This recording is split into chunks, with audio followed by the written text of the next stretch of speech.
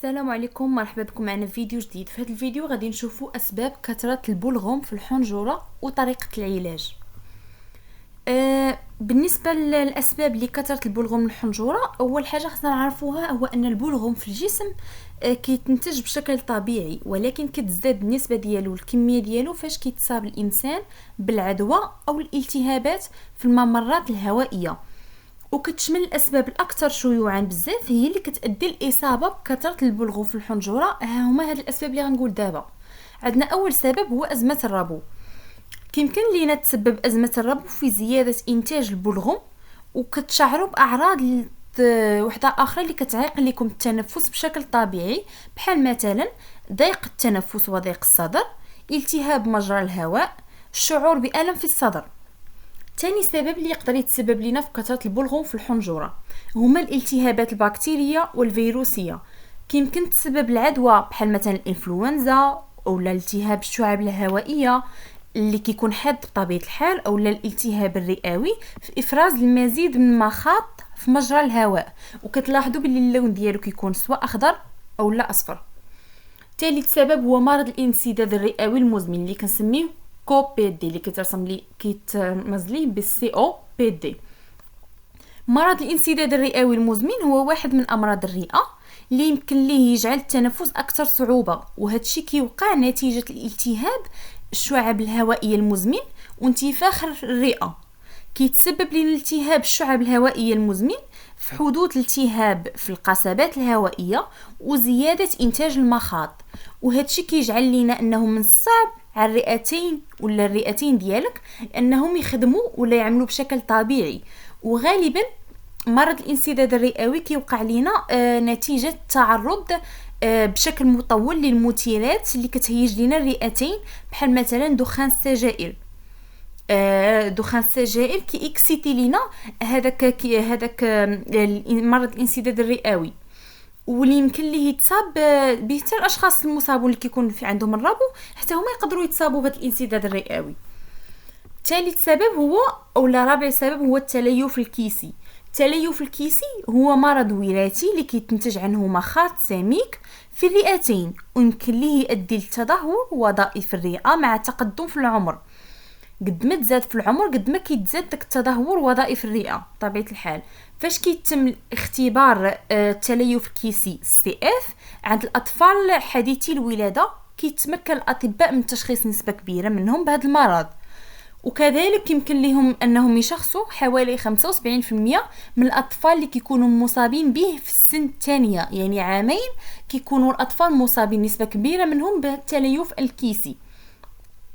كيمكن كذلك الابوين انهم ينقلوا لنا جين التليف. هذا التليف الكيسي كيمكن ليه ينتقل من جيل الى جيل، يعني وراثي كيف قلت في الاول، يعني انه يمكن ليه ينتقل من الابوين عن طريق نقل جين التليف الكيسي الى الابناء، واخا ما يكونش عندهم داك الاباء الحاله المرضيه بروسهم، يعني واخا ما يكونوش مرض بالتليف الكيسي ولكن كيكونوا حاملين ولا معاهم في الجسم ديالهم هازين داك الجين اللي كيكون حامل داك المرض، دونك كينتقل داك الجين من الجيل لجيل اخر. كاين كذلك اسباب اخرى اللي كتمثل لنا فيها اللي كتسبب لنا في كثره البلغم في الحنجره. كيمكن ينتج الافراط كيف قلت في افراز المخاط عن نمط الحياه وعده عوائل بيئيه اخرى، بحال مثلا جفاف البيئه المحيطه او انخفاض استهلاك المياه والسوائل الاخرى. الماء ضروري تكثروا فيه سواء في الصيف سواء في البرد لحيتاش عنده بزاف الفوائد. يعني كيف قلت انخفاض استهلاك المياه والسوائل الاخرى، تناول بعض المشروبات بمعدل كبير اللي يمكن له يؤدي لفقدان السوائل من الجسم بحال مثلا القهوه، الشاي، الكحول، وكذلك تناول بعض الادويه اللي كتكون فيها في لي زيفي انديزيرابل ولا كونتر انديكاسيون انهم كاينين كيتسبب لك البلغم في الحنجره.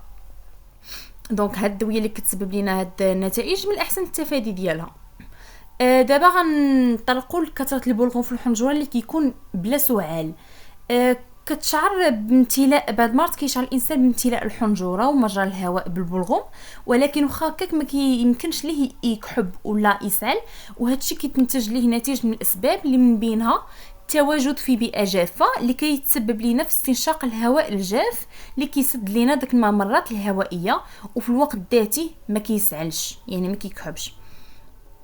ثانيا الاكثار من تناول المشروبات اللي كتعمل لنا على تقليل السوائل في الجسم كيف ما ذكرت من قبل، خصوصا اللي كتحتوي على ماده الكافيين اللي بحال مثلا الشاي او القهوه. ثالثا استخدام بعض الادويه بحال مثلا مضادات الهستامين اللي كتعمل لنا الاصابه بكثره انتاج البلغم في الجهاز التنفسي، بحال مثلا الادويه كيف قلت لكم بحال مثلا مضادات الهستامين كتنتج لنا البلغم بكميه كبيره في الجهاز التنفسي، دونك من الاحسن تفاداوها. دابا غنشوفوا الاعراض اللي كتصاحب لنا كثره البلغم في الحنجره. فاش كيتواجد البلغم في كميات كبيره في الحنجره كيمكن كتشعر بمجموعه من الاعراض المزعجه اللي كتعتمد على السبب اللي ادى لكثره البلغم، وهاد الاعراض كتشمل لينا ارتفاع درجه الحراره، انتاج البلغم باللون الاصفر والاخضر، الشعور بالم في الحلق، صعوبه التنفس وضيق الصدر، او لا كيقدر يتغير داك السمك وشكل ولون البلغم بشكل مستمر. بالنسبه لطريقه علاج البلغم في الحنجره غنهضر على طريقه العلاج سواء في المنزل او الا بغيتي بالفارماسي بالدويه. دونك الا كان عندك ولا الافراط في انتاج المخاط امر مستمر و مبرزطك يعني ما مريحش بالنسبه لك، كتفكر سواء تستشير يا اما صيدلاني او لا الطبيب الخاص بك اللي كيعطيك واحد العلاج مناسب اللي كيشمل مجموعه من الادويه بحال شد الادويه، بحال مثلا الادويه اللي ما كتستلزمش وصفه طبيه، ما خاصهاش بريسكريبسيون ميديكال، بحال مثلا المواد الضاره البلغم اللي هي كتعمل لنا على ترقيق المخاط وكتلينو حتى كيخرج من الحلق والصدر.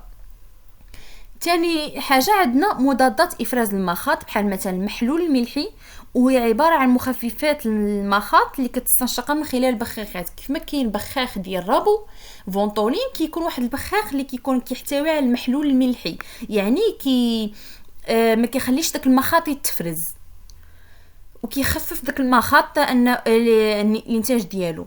كذلك الا كان المخاط زائد بزاف كيتنتج نتيجه عدوى بكتيريا، ديك الساعه غيوصف لك الطبيب ديالك ولا الفارماسي انتيبيوتيك مضاد حيوي.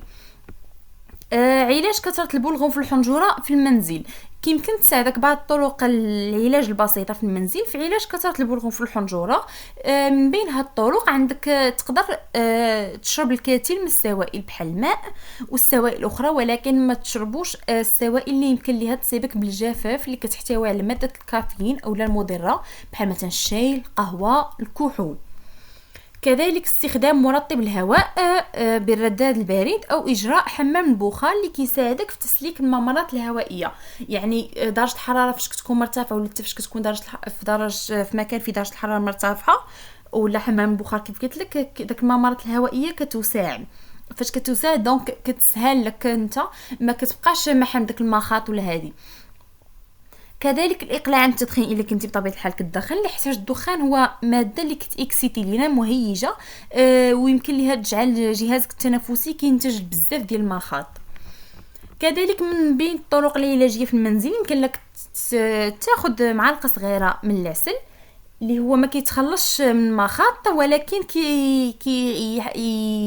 يخليك تحصل على تهدئه السعال بصوره مؤقته. كذلك يمكن لك بطبيعه الحال ما تتعرضش لهذوك المهيجات الجهاز التنفسي بحال مثلا الروائح العطريه اللي كتكون مجهده او لا غيرها شي حاجه اللي كتبرزطك في التنفس ديالك تفاداها ايفيتي. ادويه السعال تقدر تاخذ ادويه السعال اللي كتعاونك على التخلص من البلغم، اللي حتى قد ما حبتي قد ما داك البلغم كيخرج. الغرغره بالماء الدافئ والملح اللي هي كتساعدك على ازاله المخاط من الحلق وكتساعدك بطبيعه الحال حتى في قتل الجراثيم، لحيت انه بغض النظر انها كدير لنا ديكم ديزانفيكسيون كتحيد لنا الادواء كتحيد لكم كاع لي بكتيري لي جيرم اللي كيكونوا في الفم، فهي كتساعد على ازاله المخاط من الحلق. الا كنتي كتنعس راسك كتكون حاضر تحت، يعني من الاحسن تنعس وراسك الفوق باش المخاط كيتجمع في نهايه الحلق ماشي بحال كيديرونجيك. كذلك تجنب انك تستخدم مزيلات الاحتقان، فعلى الرغم من ان مزيلات الاحتقان كتجفف لنا الافرازات ولكن راها كتؤدي الى صعوبه تقليل المخاط. وقتاش تقدر تمشي عند الطبيب؟ يعني الا ما خديتيش الانتيبيوتيك ولا هذه وتزادت الحاله ديالك وقتاش تمشي عند الطبيب؟ الا كنتي كتعاني من كثره البلغم في الحنجره ولا عندك شي حاجه من هاد الاعراض اللي غادي نقول دابا، يعني الا استمر المخاط الاكثر من 4 اسابيع اولا الى ولا البلغم غليظ بزاف اكثر سمكا، اولا فاش كيتزايد حجم المخاط اولا كيتغير اللون ديالو، اولا فاش كتكون عندنا ارتفاع درجه الحراره بزاف، الم في الصدر، ضيق التنفس، خروج الدم مع السعال، سماع صوت ازيز من صدرك. هادو هما الاسباب اللي يمكن لك انك تزور فيها الدكتور. دونك نتمنى تكون فاتتكم في هذا الفيديو. الى عندكم شي اقتراحات اخرى اولا شي مواضيع ما تنساوش تخليوها لي في لي كومونتير.